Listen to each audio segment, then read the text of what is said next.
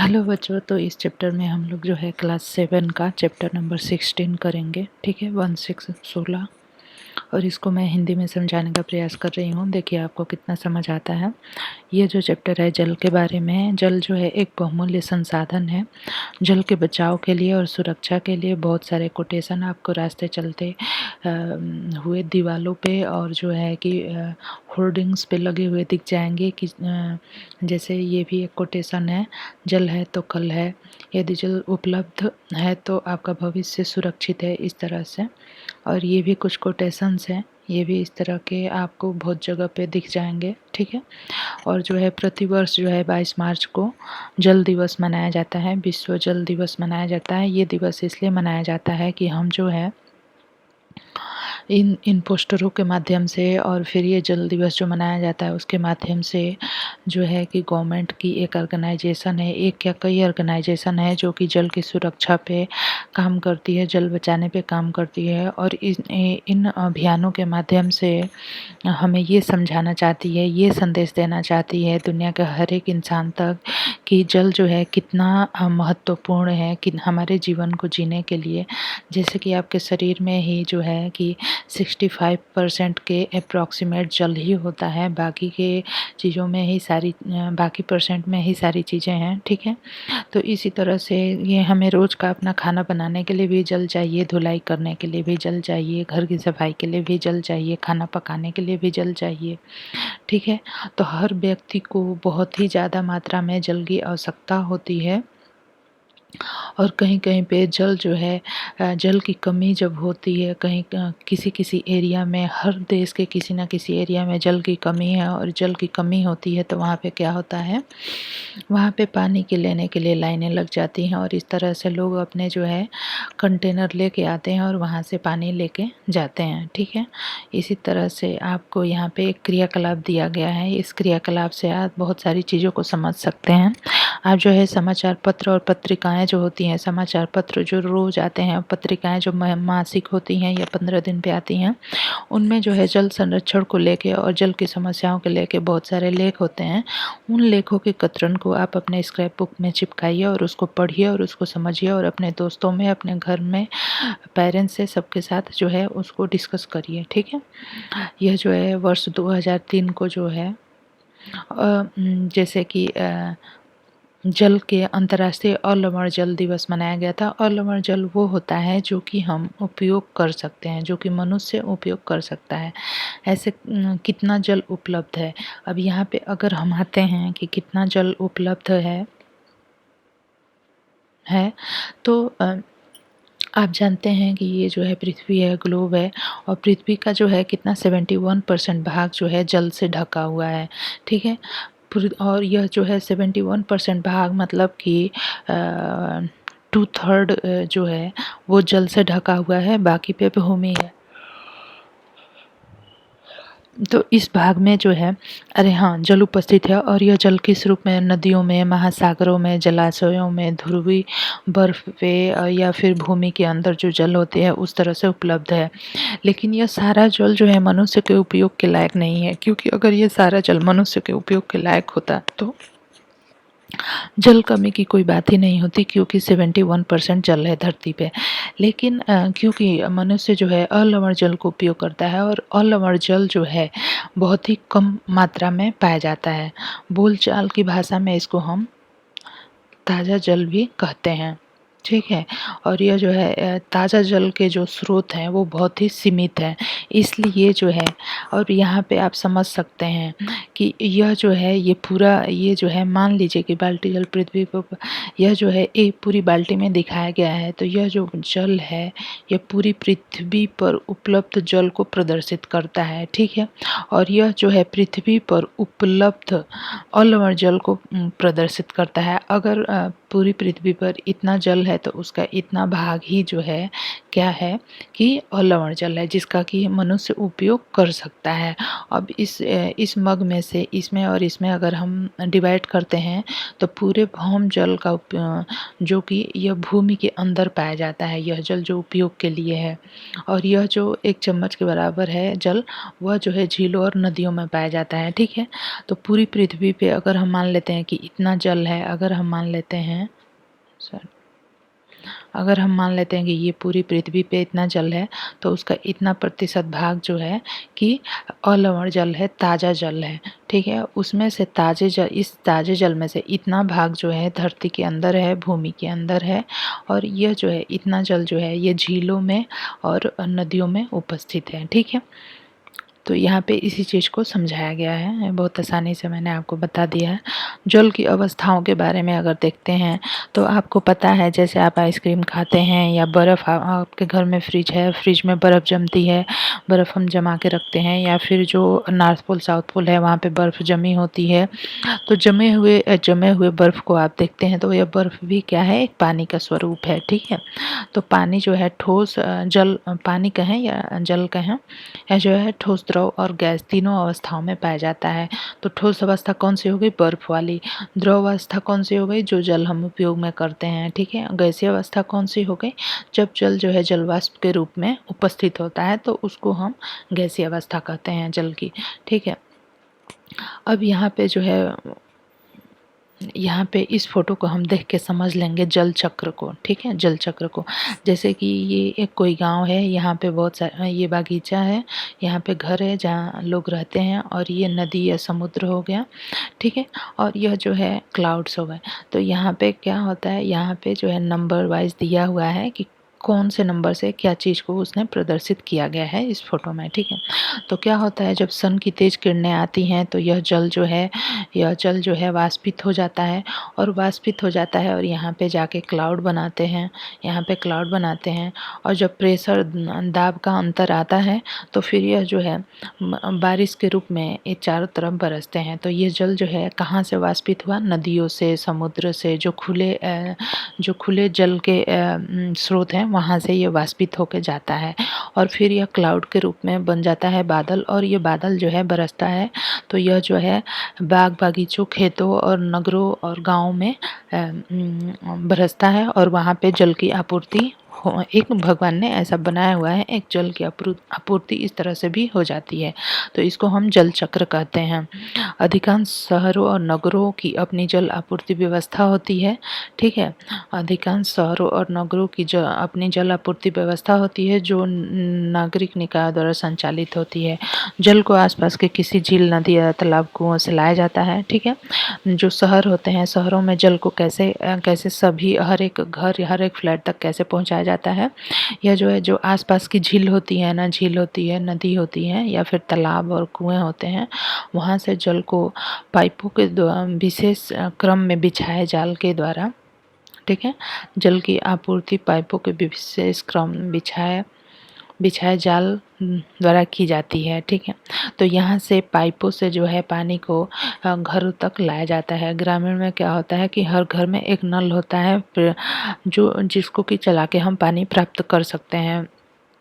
कहीं कहीं गांव में जो हर घर में नल नहीं उपलब्ध होता, तो वहाँ पे महिलाएं नदी से जाके और कंटेनर में अपने मटके में जल को भर के लाती हैं। रोज़ सुबह उनका ये रूटीन होता है। ठीक है, जल लेकर आती महिलाओं का ये फोटो है। ठीक है, तो इस तरह से जल की आपूर्ति होती है शहरों में और गांव में। और यह स्थिति हर जगह नहीं होती है। ये जहाँ पे पानी की कमी होती है, वहाँ पे दूर से ये महिलाओं को लाना पड़ता है।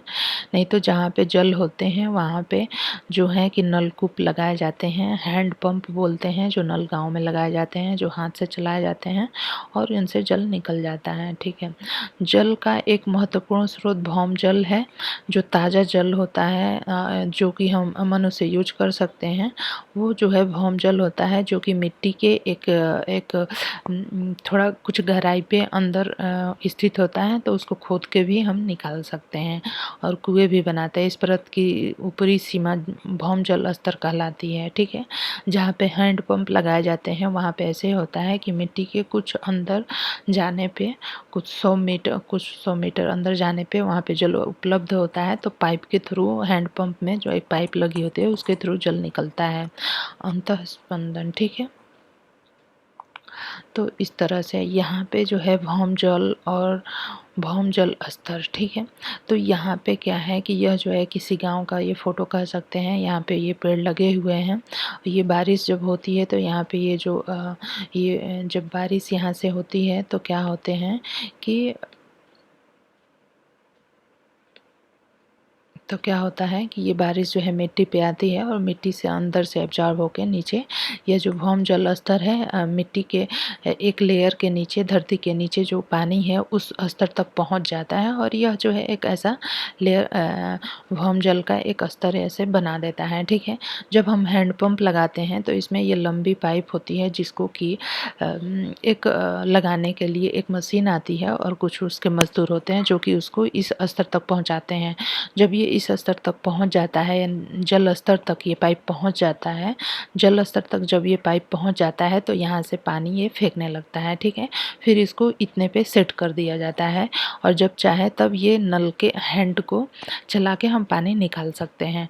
तो इस तरह से होता है। यहाँ पे जब जल स्तर जो होता है कहीं कहीं पे गड्ढे बहुत गहरे होते हैं जिससे कि झील हो गई या नदी हो गए तो ये जल स्तर का पानी जो है ये बाहर ऐसे आया रहता है। ठीक है, ये जल भर भौम जल हो गया। ठीक है, तो इस तरह ये खुदाई मतलब वही मिट्टी की खुदाई जो होती है हैंडपम्प को लगाने के लिए तो उसको बोरिंग भी कहते हैं। ठीक है, इसको जो है हम बोरिंग भी कहते हैं।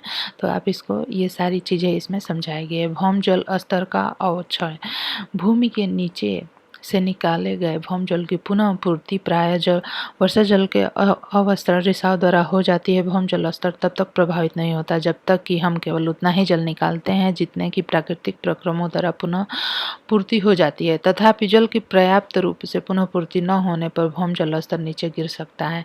जैसे क्या कह रहा है कि कभी कभी हमें जल नहीं मिल पाता, मिट्टी जब हम हैंडपम्प की बोरिंग करते हैं और खुदाई करके हैंडपम्प लगाते हैं तो वहाँ पे क्या होता है कि भौम जल का स्तर बहुत नीचे चला जाता है तो वहाँ पे हमें जो है आसानी से जल प्राप्त नहीं होता। अब यहाँ पे दे रहा है जनसंख्या प्रसार।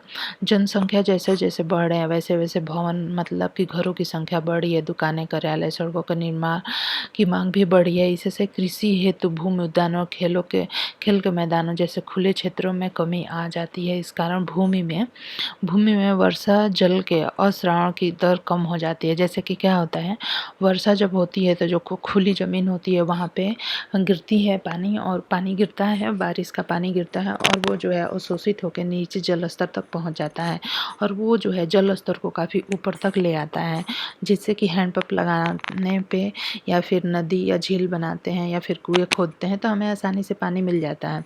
लेकिन अभी क्या हो रहा है कि ज़्यादा से ज़्यादा घर बनने रहे हैं, स्कूल और फैक्ट्रियों का निर्माण हो रहा है तो खुली जगह नहीं मिलती है जिस पे कि बारिश गिरे और वो जो है एकत्रित हो सके, भूमि जल के स्तर को बनाए सके। ठीक है, तो इस तरह से भी इसके परिणाम स्वरूप हमें जल की कमी महसूस हो रही है। बढ़ते हुए उद्योग ये भी एक कारण है कि जैसे जैसे उद्योग बढ़ रहे हैं तो वैसे वैसे जल जो है प्रदूषित होता जा रहा है। ये क्रियाकलाप है कि ऐसे कुछ उद्योगों के नाम बताइए जिनसे आप परिचित हैं। हमारे दैनिक जीवन में उपयोग किए जाने वाले और इनसे प्राप्त होने वाले उत्पादों की एक सूची बनाइए अपने शिक्षक से। ठीक है, तो ये आप कर सकते हैं अपने घर में पेरेंट्स की मदद से। कृषि कार्य के लिए जैसे भारत में अधिकांश किसान अपनी फसलों की सिंचाई के लिए वर्षा पर निर्भर करते हैं। नहरों जैसे सिंचाई तंत्र केवल कुछ ही क्षेत्रों में उपलब्ध है। ठीक है, नहरों का जो सिंचाई तंत्र है वो कुछ ही क्षेत्रों में उपलब्ध है। इन तंत्रों में भी अनियमित वर्षा के कारण जल की उपलब्धता में कमी हो सकती है। जैसे कि जो खेती का एरिया होता है जो भी तो उसमें क्या होता है, नहर बनाई गई है, एक गड्ढा खोद के एक अगर आपने नहर देखा होगा तो समझ सकते हैं कि नहर बनाई गई रहती है और उसमें वर्षा का जल भी उपलब्ध होता है या फिर कहीं नदी से जो है है कि नदी से जो है गवर्नमेंट जो है पानी छोड़ती है, तो उन नहरों में जो है पानी उपलब्ध हो जाता है। तो इस तरह से किसान जो है सिंचाई के लिए इस जल का उपयोग करता है।